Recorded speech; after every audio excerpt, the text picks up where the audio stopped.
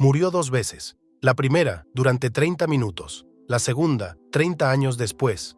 La primera fue impactante. La segunda tenía un plan. Y lo que dijo a su regreso nunca debió haber sido posible. Detalles que nadie puede explicar. Y sobre todo, un detalle impactante. Algunas de sus visiones parecen haber ocurrido realmente. Morir una vez le sucede a todo el mundo, pero morir 2 veces, regresar 2 veces y llevarse consigo recuerdos que no deberían existir, eso desafía toda explicación. La historia de Tsuruhiko Kuji no es solo una experiencia cercana a la muerte, es una fractura en la lógica, una grieta en lo que creemos posible. Todo comienza en 1977, cuando un joven de 22 años ingresa en el hospital creyendo que regresará a casa esa misma noche. No tiene ni idea de que está a punto de embarcarse en un viaje que nadie en la Tierra puede decir haber emprendido jamás. Un dolor repentino y devastador estalla en su abdomen. Los médicos descubren una obstrucción intestinal poco común, casi siempre mortal en aquellos tiempos. Hacen todo lo posible, pero su corazón deja de latir. El monitor se apaga. La habitación se congela. Para el equipo médico se acabó. Pero no para Kuji. Según su relato, la primera sensación no fue ni miedo ni sufrimiento, fue desapego. Como si alguien hubiera arrancado su conciencia de un lugar al que había pertenecido durante demasiado tiempo. A su alrededor, solo oscuridad. Luego, a lo lejos, una luz. Cruzarla fue instintivo, no había escalones, solo la sensación de resbalar. Cuando emergió al otro lado, la oscuridad había desaparecido. Había un prado enorme y brillante, lleno de flores mecidas por el viento. Kuji afirma que sintió la tierra bajo sus pies, aunque ya no tenía cuerpo. Todo parecía más real que la realidad que conocía en esta tierra. Colores demasiado vivos, sonidos sutiles, una paz maravillosa pero indescriptible. Siguiendo una especie de intuición, se dirigió hacia un río lechoso. En la orilla había un bote, sin remos, sin nadie que lo guiara. Sin embargo, cuando subió y puso las manos en el agua, el bote comenzó a moverse obedientemente hacia la otra orilla. Allí, 5 personas lo esperaban. 4 le eran familiares, muertos hacía muchos años, sus abuelos y un primo. La quinta era una mujer a la que nunca había conocido. Se presentó como su tía, que había fallecido cuando él acababa de nacer. La forma en que la reconoció lo desconcertó.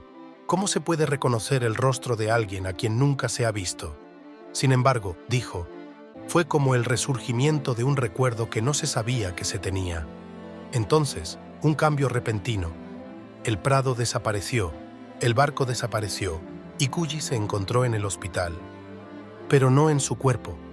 Flotaba sobre la cama, observando a los médicos realizar las últimas maniobras en su cuerpo, que según todos, ya estaba muerto. Vio a su madre llorando, a su padre en silencio, el pánico en los ojos de la enfermera. Intentó hablar, hacerse oír, pero se le apagó la voz. Sin embargo, bastaba con pensar en su madre para encontrarse a su lado, en el pasillo, llamando a sus hijas, a sus hermanas, para decirles que Kuji había muerto.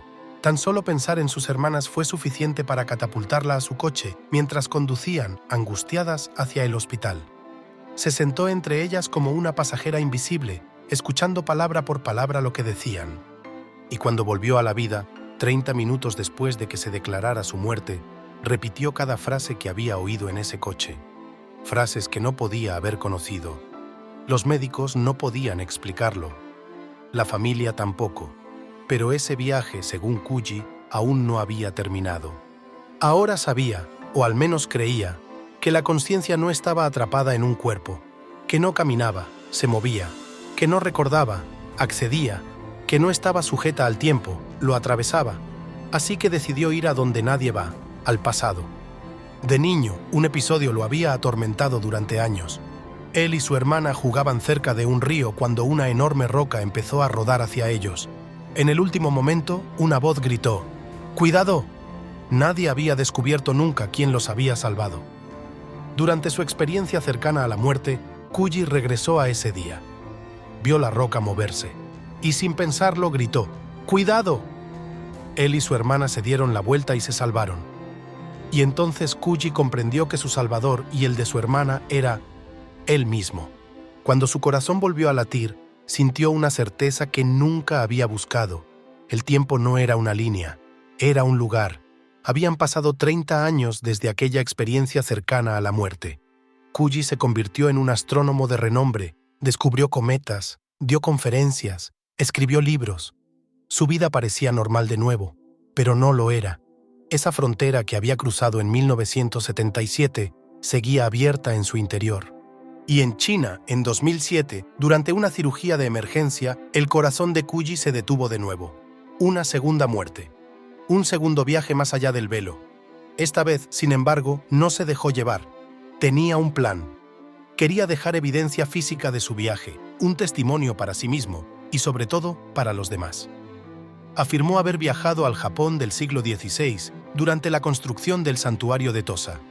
Allí, a través de una especie de influencia mental, guió la mano de un carpintero para escribir un nombre, Turu, el diminutivo del suyo. Cuando volvió a la vida y visitó el santuario, afirmó haber encontrado esa talla, donde nunca podría haber estado. Algunos dicen haber visto una fotografía descolorida. Otros sostienen que el santuario niega cualquier confirmación. ¿Es un hecho o no lo es? Quienes investigaron no recibieron respuestas definitivas. Pero la parte más compleja de la historia no trata del pasado. Trata de lo que Kuji afirma haber visto aún más atrás, hace unos 13.000 años. Describe haberse encontrado en una tierra devastada por un diluvio universal, provocado por el paso cercano de un cometa. En su visión, la gravedad de la estrella habría levantado enormes cantidades de hielo de los polos, creando un ciclo de lluvias torrenciales que habría sumergido casi todo el planeta. Afirma haber visto la Atlántida, una civilización avanzada, capaz de construir ciudades monumentales, comunicarse mediante energías que hoy llamaríamos poco científicas, e incluso usar dinosaurios como animales de trabajo. Habla de naves que abandonaron la Tierra buscando refugio en otros planetas, mientras la destrucción se avecinaba. Finalmente, Kuji dijo que había ido a donde ningún ser humano puede ir, al origen del universo. No vio ni una explosión, ni un Big Bang. Vio la nada. Una nada total, carente de forma, energía o materia. Sin embargo, según él, esa nada no estaba vacía. Era presencia. Un origen silencioso del que todo surgiría.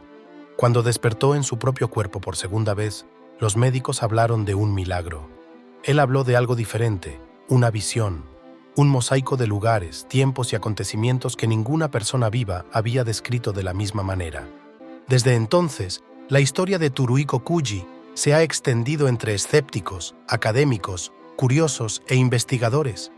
Algunos la consideran el relato más detallado jamás reportado sobre una experiencia cercana a la muerte. Otros la descartan como una fantasía, un sueño lúcido, un delirio generado por un cerebro privado de oxígeno. Pero hay un detalle que sigue desafiando incluso a los más escépticos. El niño que murió durante 30 minutos no podía saber las palabras que sus hermanas intercambiaron en el coche. Sin embargo, las conocía, cada palabra. Y quizás, es el punto donde la línea entre la realidad y el misterio comienza a difuminarse. La historia de Kuji no pide ser creída, pide ser considerada. Porque cada vez que discutimos lo que dijo, nos encontramos haciendo la misma pregunta. Si una conciencia puede ver lugares que no existen, recordar cosas que nunca experimentó y conocer eventos que no podría haber conocido, entonces, ¿qué sabemos realmente sobre la realidad? Murió 2 veces, regresó 2 veces. No intentó convencer a nadie, no presentó teorías, no pidió que le creyeran. Solo dijo una frase que repitió en cada entrevista desde entonces. El tiempo no es cuánto tenemos, es cuánto comprendemos de él. Y esta frase, más que cualquier visión, fue lo que inquietó a quienes lo escucharon. Porque Kuji no solo hablaba del tiempo cósmico ni de la duración de la vida. Hablaba del tiempo que tenemos para comprender que la realidad podría no ser en absoluto lo que pensamos. El tiempo que tenemos para aceptar que no lo controlamos todo. El tiempo que tenemos para hacernos preguntas antes de descartarlas como imposibles. Y quizás cuando dijo, «tenemos poco tiempo», no se refería a catástrofes inminentes. Hablaba de nosotros mismos, de nuestra tendencia a ignorar lo que no podemos explicar, de la prisa con la que descartamos el misterio, del miedo que sentimos cuando algo desafía la versión del mundo que nos tranquiliza. Porque si incluso una parte de lo que Kuji describe es real, el viaje extracorpóreo, la visita al pasado, escuchar conversaciones imposibles de entender, entonces el espacio que tenemos para reconsiderar nuestras certezas se está reduciendo. No porque el mundo se esté acabando, sino porque quizá ya no queramos verlo de la misma manera. Si realmente tenemos tan poco tiempo, ¿a qué esperamos para empezar a buscar? ¿Y tú, qué opinas? Nos vemos en los comentarios.